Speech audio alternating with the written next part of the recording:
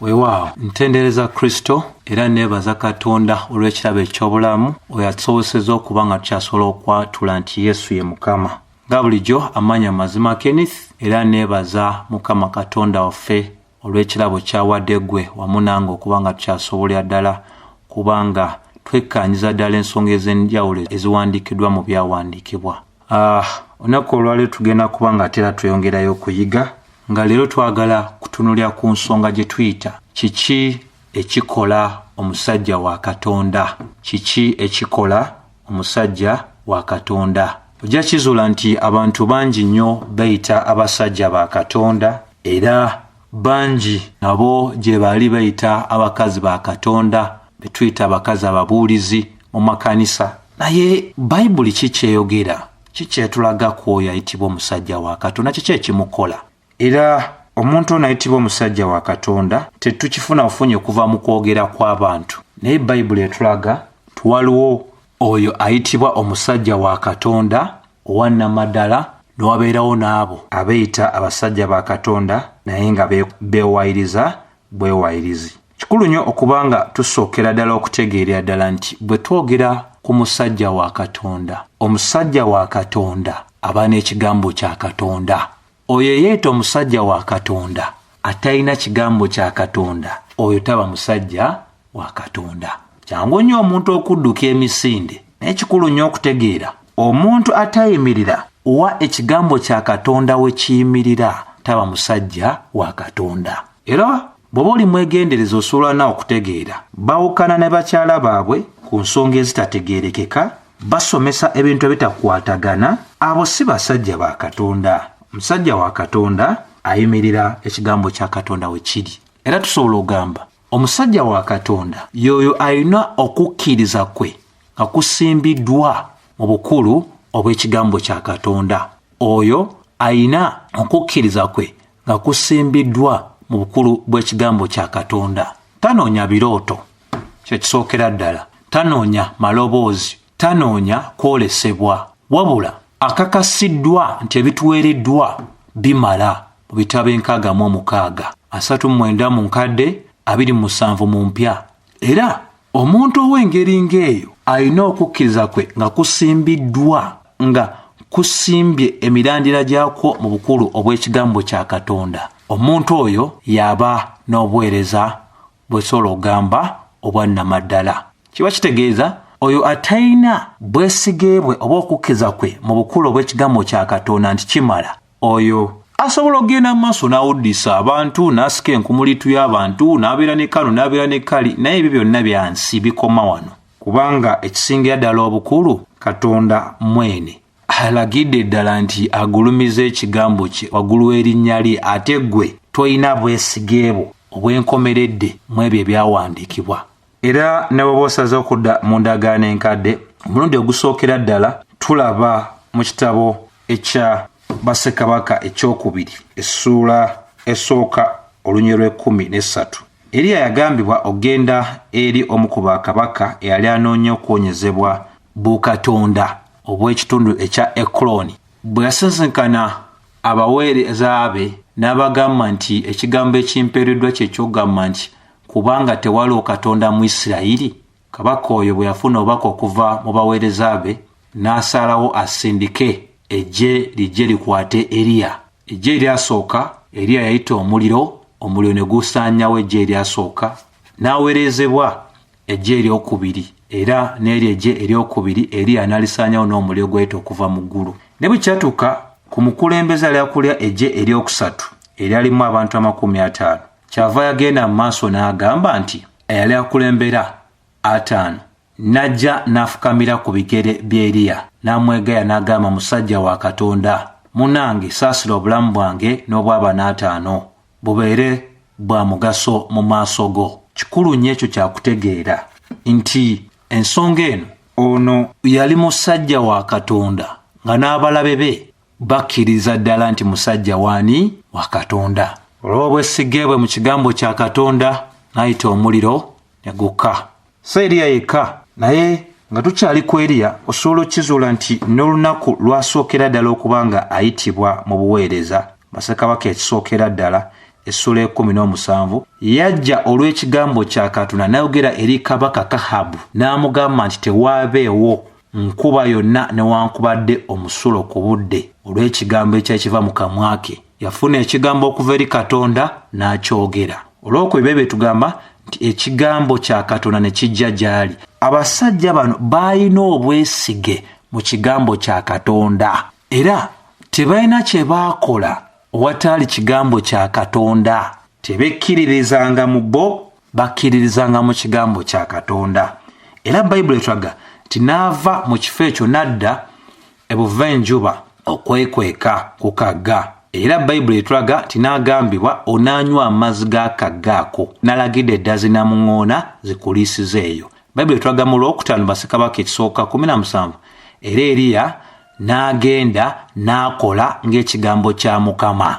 Musajja wa Katonda okukkiriza kwe kuyina emirandira oba kusimbiddwa mu kigambo kya Katonda. Tekusimbiddwa mu kintu kirala, si byamagero, si bubonero, si ssente, si bizimbe, si mamotoka, si bakyala, si bantu bangi. Era ojja kizuulira ddala bulungi nti ne bw'obeera otunidde Yeremiya ensonga y'emu, Yeremiya 26 agambibwa okubuulira ekigambo kya Katonda nga bwe kyali kimuweereddwa olw'okubiri. N'embifo ebyenjawulo tulaba Yeremiya nga alagirwa okola era n'ayogera ng'agamba ng'ekigambo kya Katonda bwe yali akifunye. Isaaya bw'atyo bw'ali, Ezekieri bw'atyo bw'ali, Danyeri bw'atyo bw'ali.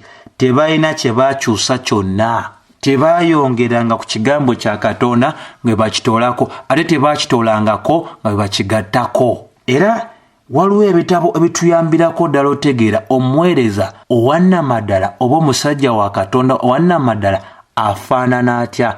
Ebbaluwa esooka eya Timoseewo, ebbaluwa ey'okubiri eya Timoseewo n'ekitabo ekyawandiikibwa Tito. Ebitabo bituyambira ddala okutegeera omuntu ono aba afaanana atya, obulamu bwe buli butya, enkola y'emirimu eri etya. Era siikuliisa eyo bw'oba osomye Timoseewo ekisookera ddala essuula esooka olunya olwokusatu, Pawulo agamba Timoseewo kyenava nakuleka e Makedoni bwe nali ngenda Efeso obeere ng'olagira abantu ab'enjawulo obutasomesa nsomesa ndala.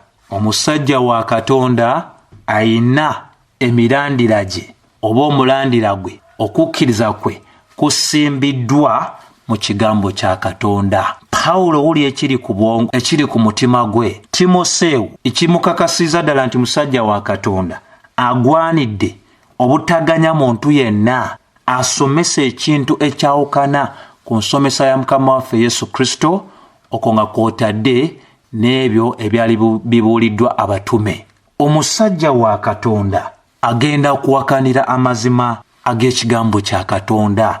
Tajja kuwulira bulimba n'asirika, ajja buulira agolokoke alwanire amazima ag'ekigambo kya Katonda. Leero aboogerwako nga basajja ba Katonda muwulira boogera. Amazambi gakolebwa mu kkanisa tebasobola googerako kubanga bo bennyini be bagaleese, kubanga bo bennyini nabo bagabuulira ate bagakola.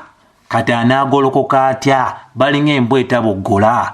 Isaaya 5:6 bwetyo bweyogera. Onaanenya otya? Onaalwanirira otya amazima g'ekigambo kya Katonda nga naawe oyitirira ku go? Tolina bw'ogenda kubeera nga ogalwanirira. Bamugambye sigala emabega. Leo batuulira nga twogera ku bintu bino, omuntu alina n'okugamba no osanga oyina akamulumulu ku muntu. Sirina muntu yenna gwe nnako kamulumulu.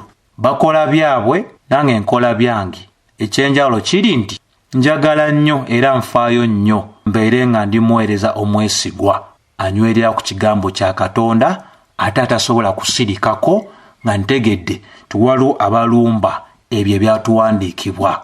Omuntu oyo mulwanyirizi waki webyo ebyatuweebwa. Taseka n'abo abagenda mu maaso n'okwonoona obubaka obwatuweebwa edda. Takikola.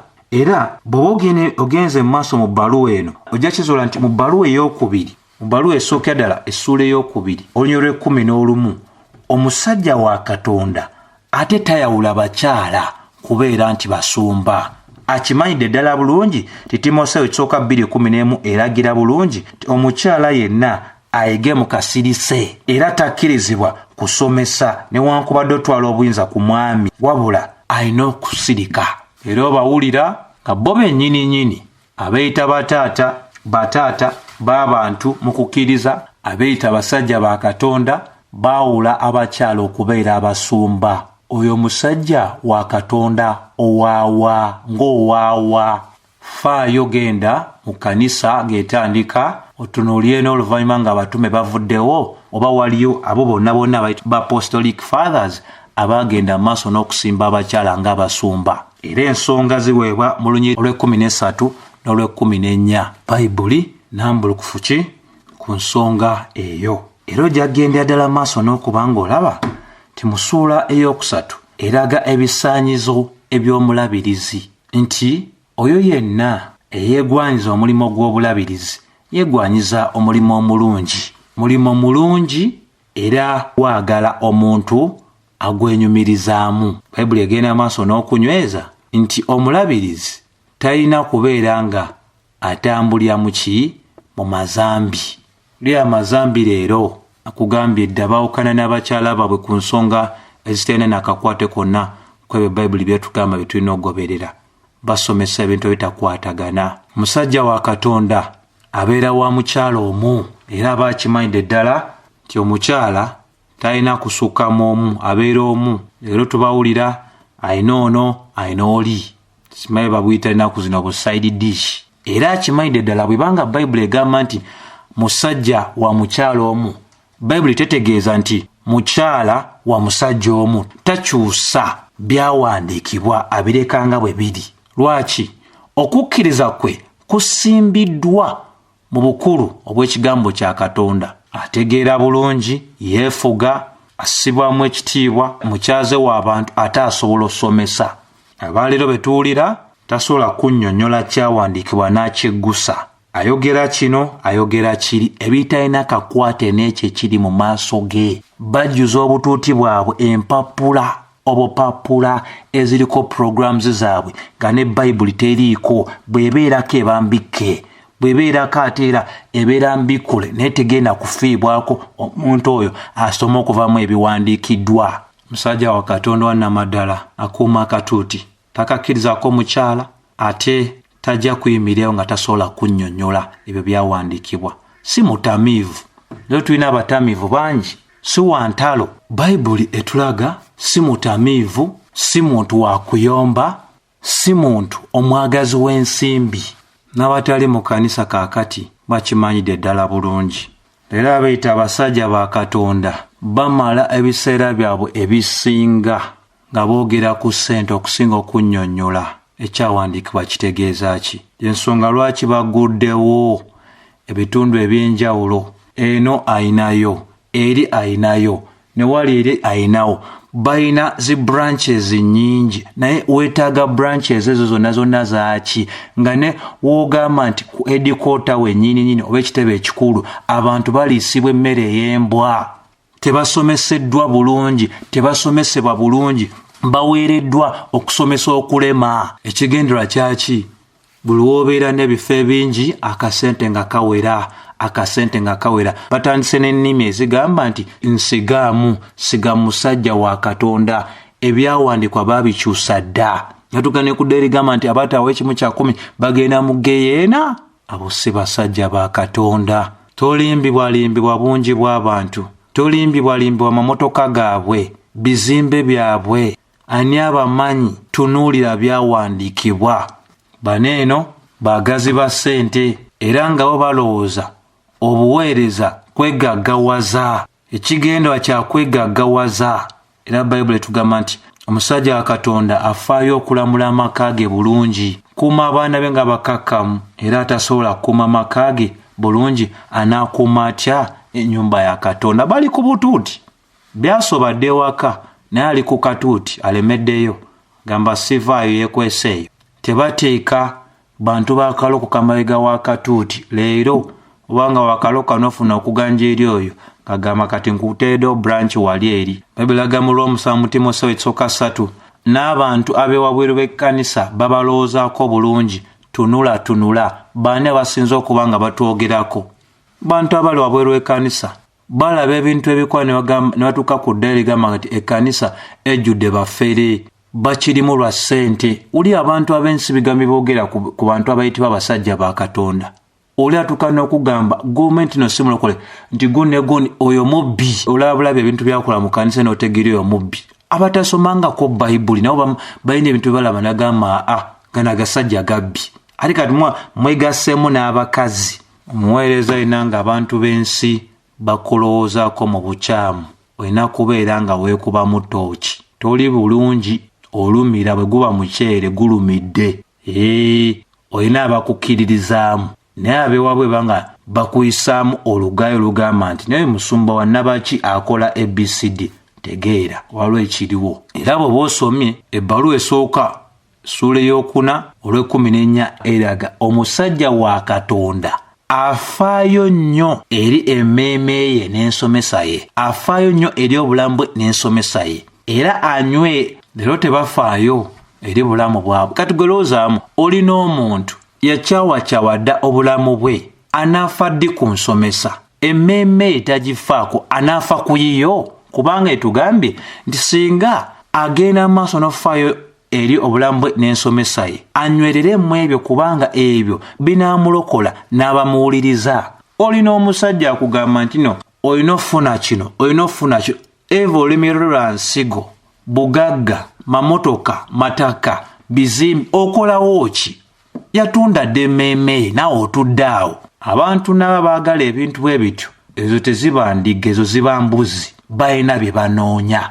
Era Katonda mu bukulu bwe bw'oba ng'onoonya bintu ajja kuganya otule wansi w'omuweereza w'engeri ng'eyo. Kubanga omuweereza ayagala ebintu nawe oyagala ebintu. Kati ne mubeera nga mwenna mweguddeko mwagala bintu muzikire bulungi n'ebintu byammwe nga Balamu. Omanyi ekituufu ekyokola toyagala kikola. Essuula ey'okutaano eraga nti omuweereza ono akolerera kye tuyita okubeera nga asobola okusasulwa. Bayibuli leka omukadde oyo afuga obulungi alowoozebweko okubeera nga asiimibwa. Ddala abo abeeweereyo ddala mu kusomesa, mu kubuulya ne mu kusomesa. Yeewaayo atuula ne yeekkaanya ensonga. Timoseewo ekyokubiri 2:15 si mulabe we mukwano gwe. Asoma n'eragira ddala nti akakasiddwa mu maaso ga Katonda n'alyoka ayawuzaamu ekigambo kya Katonda mu mazima gaakyo. Enjiri temukwasa nsonyi. Tanoonya siimibwa bwantu, anoonya gulumiza Mukama Katonda we. Baagala nnyo abaleero okusasula okusinga okusooka okuwaayo obudde obumala mu kusoma n'okuyiga ebintu mu mazima. Bangi basomye n'ebye basomye bikyamu. Era omuwuli olimu namuyita Dr. Gundi bamuyita Dr. naye bw'owulira byayogera ogamba bannange ono Dr. waawa. Naye ng'alina n'empapula kubanga basomera mu masomero g'abafere. Ne babafunye zi doctorate, balina doctorate ez'ekifere. Kati omuntu osomye mu ssomero nga ly'abafere banoonyi ba ssente bakulaga engeri gy'osobola okikolamu obotole mangu. Ogenda asomesa ki? Oyo yennyini alina doctorate evudde mu ssomero ery'ekifere yagendayo nga amayinded nti eyo gye njofuna ekinantuusa wenjagala okutuuka.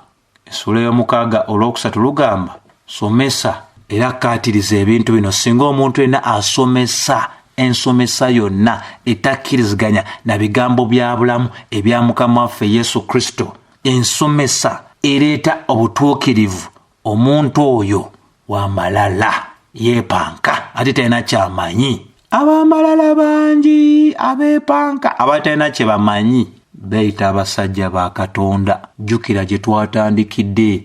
Omusajja wa Katonda ayimirira na kigambo kya Katonda. Okukkiriza kwe kusimbiddwa mu kigambo kya Katonda. Ajja na kuwakana n'abo abayitira ku ebyo ebyawandiikibwa. Bakoliiso 1:6 tagenda kukkiriza. Bayibuli etulaga nti byasomesa obirabye ebikwatagana n'obutuukirivu. Ne bano bambula abaana b'abendi bakyusa ebyawandiikibwa bakola kino bakola kiri ne basiga nga bayita abasajja ba Katonda. Omusajja wa Katonda obulamu bwe babuliiriddwa kulangirira ensomesa ey'obulamu eviira ddala mu byawandiikibwa. Bw'aba tannyonnyodde kyawandiikibwa bantu kukitegeera abeera amanyi talina mulimo gw'akoze. Bw'oba osomye Bakolinso ekyokubiri essula ey'okubiri olw'17 lulaga kubanga tetuli ng'abo abasinga obungi abatabanguzi ab'ekigambo kya Katonda. Nga tulina abatabanguzi ekyawandiikibwa ye kugamba degree gy'alina oba doctorate gy'alina yakutabangula ekyo kyawandiikibwa yawulira bubi ng'akirese nga bw'akisanze. Bw'aba takitabangudde talina mirembe agala akitabangule. Waliwo omusajja wa Katonda wa ddala ne wabeerawo neeyita omusajja wa Katonda naye nga mutabanguzi wa kigambo kya Katonda. Bayibuli yino yebyogera sinza abyogera. Pawulo alaga kubanga tetuli nga bali abasinga obwo bangi bali mu biro bya Pawulo ne mu biro bino mwebali abatabanguzi ab'ekigambo kya Katonda naye olw'amazima naye olwa Katonda mu maaso ga Katonda bwe tutyo bwe twogera mu Kristo. Olwo si mutabanguzi ayagala akyogere nga bwe kikola ki bwe kiri. Era oba osomye ebbaluwa ey'Abakolinso essula ey'okuna olw'okubiri agamba naye twagaana ebyensonyi. Atali musajja wa Katonda ebyensonyi byasinga okwagala tebava mu mawulire lwa kubba bantu kulimba bantu kukolaakola ebintu ebitategeerekeka. Naye twagaana ebyensonyi ebikisibwa nga tetubabuulira mu bukuusa. Atali musajja wa Katonda abuulira mu bukuusa abanga akulumirirwa naye kiri mwaletyo kyayagala tewaliwo kirala kyonna. So tetukyamya kigambo kya Katonda. Bino byali oluli ne kaakano tulabulwa gyebiri weebiri. Abakyamya abatabanguzi abaagala ebyensonyi okulabisa amazima nga twetendereza eri omwoyo ogwa buli muntu mu maaso ga Katonda. Olwokutaano kiki kyalaga kubanga tetwabuulira ffekka wabula Kristo Yesu. Omuntu amala essaawa namba yeeyogerako essuuti gy'ayambadde ya bbeeyi ki amawanga gatambuddemu n'amaza n'agamba mukyala wange olavaayo abantu bakulabe bategeere nga bwe nalonda. Abaana bange baliwa bakyamya ekigambo kya Katonda batabanguzi b'ekigambo kya Katonda ebyensonyi ebiswaliza ddala bye basinga okuba nga bagoberamu. Omusajja wa Katonda ekigendererwa kye ekyannamaddala kwe kubeera nga asigala nga mulabirizi omwesigwa ow'enjiri eya Mukama waffe Yesu Kristo. Bakolinso ekisooka essula ey'okuna olw'okubiri eraga nti era kigwanira abawanika omuntu okulabikanga nga mwesigwa naye kunze kigambo kitono nnyo mmwe okunsalira omusango obanga omuntu yenna era nange nzekka seesalira musango kubanga Kode Bible wegambye era wano kigwanira abawanika omuntu okulabikanga nga mwesigwa. Ate kisinga okwasa ensonyi osanga n'omusoma bamuyita mwesigwa naye nga mubbi muyaake akyamya aweta ekkoona ekigambo kya Katonda atabangula ekigambo kya Katonda naye ng'erinnya lye bamuyita pasita mwesigwa. Bassebo ne bannyabo omusajja wa Katonda talina kwegomba kwonna tasanyukira mu kugunjaawo ebintu ebitakwatagana okubeera nga akuza obuweereza bwe. Mu Luzungu, he is not innovative and creative preacher. Talaba mu kyawandiikibwa kitali mu kyawandiikibwa. He is not pragmatic. Tatandika kutunuulya enkola ey'ensi abantu gye beettanira okugiyingiza mu kkanisa. Leero babikola abeeyita abasajja ba Katonda baasoma engeri ey'abakitunzi bakola batya abali mu bintu bya business bakola batya ebintu ebyenjawulo ebintu bakola nabo ne batandika okukozesa engeri y'emu y'abakitunzi ne bagireeta mu kkanisa. Naye omusajja wa Katonda ne bw'aba ali mu buwangwa obugaana obukulu obw'ekigambo kya Katonda tagoberera buwangwa obwo ayimirira n'agamba nti ekigambo kya Katonda kimala.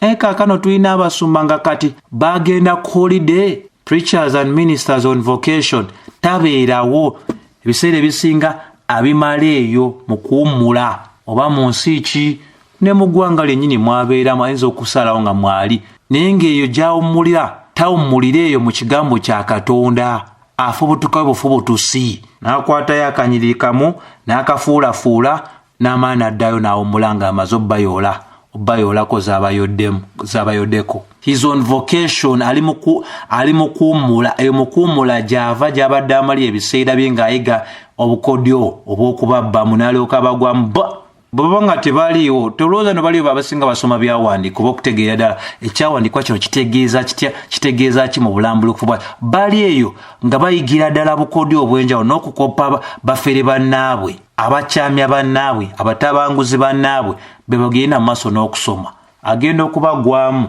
ng'oliyo tosoma bayibulyo okumaliza ogamba omusajja ayogedde naffe musajja mubbi ate kati mwegasseemu n'abakazi naga mukazi oyo mubbi.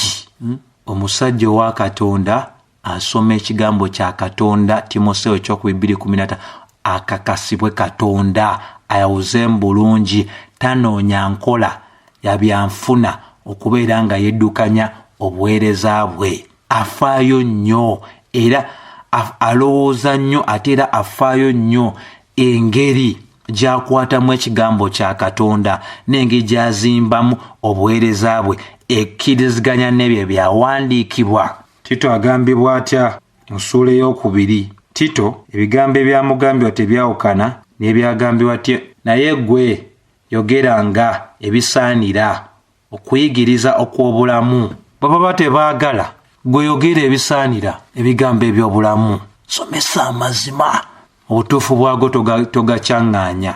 Omusajja wa Katonda afaayo nnyo okubanga ekigambo kya Katonda kye kiri mu maaso ge. Zabbuli 15:4 afaayo nnyini ddala era ekigambo kya Katonda kye kitangaala era kye kigenda mu maaso n'okubanga kyeyesigamako okukola obuweereza. Amanyidde ddala nti enjiri enaabuulirwa n'enjiri eba ebuuliddwa enjiri erina okubeera nga egoberera n'abantu okutendekebwa era afiirayo ddala n'okubeera nga asomesa kitabo ku kitabo, ssuula ku ssuula, lunyiriri ku lunyiriri. Ekikulu mu byonna alwanirira okuweereza obulungi oba okuzimba abantu ba Katonda nga n'ensonga bulaze bati okukwatako azikwatako akakkanira enjiri era yeeyambisa ekigambo kya Katonda ozimba obuweereza bwe. Omusajja oyo afaayo nti Kristo y'ensonga enkulu mu buweereza bwe, nti abantu balina kuwulira nnyo Kristo okusinga okuwulira ekintu kyonna ekirala. Omusajja oyo mwesigwa kubanga anoonya osiimibwa Katonda.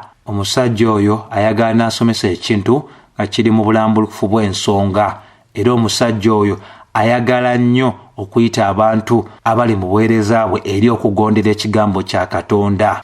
Tamala biseera by'abo bajja ku kkanisa amatu gaabo abawuliriza okubeera nga ababuulira ebisanyusa. Tayonoona budde bwabwe era n'okuwulira kwabwe akussaamu ekitiibwa ng'abasomeseza ddala ebyo nga bituweereddwa mu byawandiikibwa. Ebyo by'olaba olunaku olwaleero ate kisinga okuba nga kikwasa ennaku nti bino newankubadde mbikoze mu kwagala. Era osangayo oli n'agamba oyo ateeka okuba nga alina kinyiizo kye ate ng'akyogera ekyo naye agamba nti ali kitundu ku kkanisa ya Kristo Yesu. Amazambi naye gaba gakolebwa ye talina kyonna kyesiwalamu anyumirwa ekigenda mu maaso. Abantu ab'engeri bw'etyo baba tebazaalibwanga mulundi gwakubiri watali na kirumamu.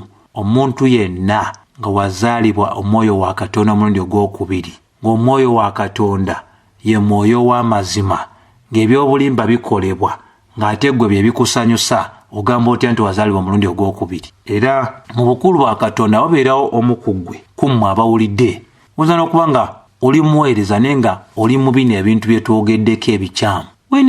Wenenye leka amakubo ago ogenda twalawa ensi n'ebigirimu byonna. Ate oba ng'owuliriza ng'olinako ekkanisa gy'ogenda nga mulimu embeera ey'engeri ng'eno, Bayibuli ekubuulira bulungi. Baluumi 16:18 Bayibuli ensonga egikkaatiriza ddala bulungi. Olina obuvunaanyizibwa obutatula butuuzaawo ng'omuntu ayogera ebintu ebisukkulumako ebyawandiikibwa gwe n'osigala kwenywereza katebe. Egambye mu 16:17 era mbeegayiridde abooluganda mutunuulirenga abo abaleeta ebyokwawukanya n'ebyokwesittaza ebitali byakuyigiriza kwe mwayiga bwebakubenga amabega abo. Ate osomesa bino Bayibuli tekugamba kusigala we bali. Bayibuli bagamba mubakube amabega. Kitegeeza kukwatamu ebyo byodduka misinde sifa bataata we yakutwalayo oba maama wo oba mukulu wo oba ani. Yimirira ekigambo kya Katonda we kiyimirira. Kuba amabega abo bonna abateemirira ekigambo kya Katonda we kiyimirira. Obuvuyo bungi buli mu kkanisa. Aleka tutwaleeteddwa ze TV kyenkana buli musumba ayitibwa ow'amaanyi, ayitibwa omusajja wa Katonda, ayina radio oba ayina TV, ne balyoka bakwatira awo. Kati nze mulimpulira ddi? Era bwe nzija ne njogera, kuba byenjogera tebikwatagana n'ebyolaba ku TV ey'abasajja ba Katonda bw'olina ogamba onaateeka okuba abalinako bujja kebeera byenjogera bye Bayibuli byeyogedde. Nkusomesezza nga nkulaga byawandiikibwa. Kema naabo b'osiba olaba ku TV bawulira ku enkola yaabwe bye basomesa bikkiriziganya n'ebyawandiikibwa oba tebikwatagana, baleke. Katonda alina abantu be basaasaanidde ensi eno nga toli bamanya, tali ku radio tali ku TV naye nga agasomesa nga bwe gali. Bw'anaabakkiriza ate tunaagenda ddala maaso n'okweyongera omulundi omulala. Nsaba ekisa kya Mukama waffe kibeere wamu nammwe mwenna abatya erinnya erya Mukama Katonda affe era abasaamu ekitiibwa ekigambo kye. Amiina.